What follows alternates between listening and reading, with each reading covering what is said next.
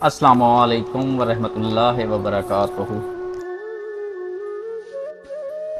عورت کا گھر بنتا تو نصیب سے ہے، مگر بستا صرف اس کی برداشت سے ہے۔ عورت جب نزاکت چھوڑ کر مضبوطی تھام لے تو اس جیسا پتھر کوئی نہیں۔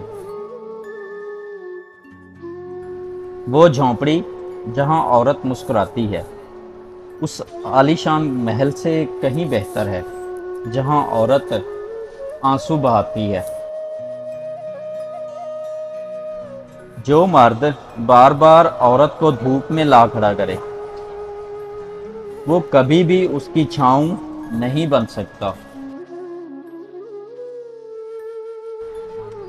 کتنی عجیب ہو گئی ہے نا یہ دنیا، یہاں جھوٹ سے نہیں سچ بولنے سے رشتے ٹوٹ جاتے ہیں۔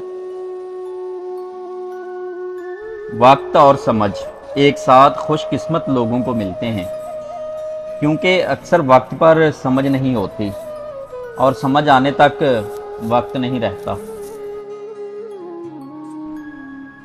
وقت سب کو ملتا ہے زندگی بدلنے کے لیے، لیکن زندگی دوبارہ نہیں ملتی وقت بدلنے کے لیے۔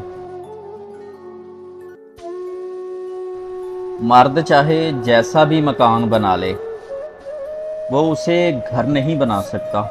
اس مکان کو گھر کی شکل دینے کے لیے وہ عورت کا محتاج رہتا ہے۔ جب مرد کی انا پہ چوٹ پڑتی ہے تو وہ ساری محبت لپیٹ کر سائیڈ پہ رکھ دیتا ہے، اور جب عورت کی انا پہ چوٹ پڑتی ہے تو وہ محبت میں سر چڑھے مرد کو زمین پر لا پھینکتی ہے اور پلٹ کر بھی نہیں دیکھتی۔ دنیا کا عجیب دستور ہے، عورت کو مرد سے حفاظت کے لیے مرد کا ساتھ چاہیے ہوتا ہے۔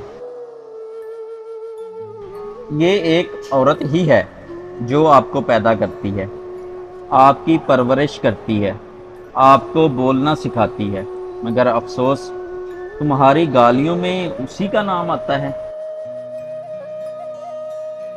ایک عورت کی تربیت کا امتحان بہو بننے کے بعد اور اخلاق کا امتحان ساس بننے کے بعد ہوتا ہے۔ ہر اس عورت کی عزت کریں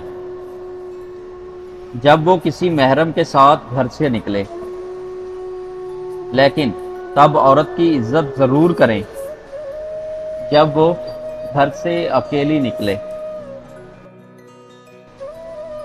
عورت اور مرد کا کوئی مقابلہ نہیں۔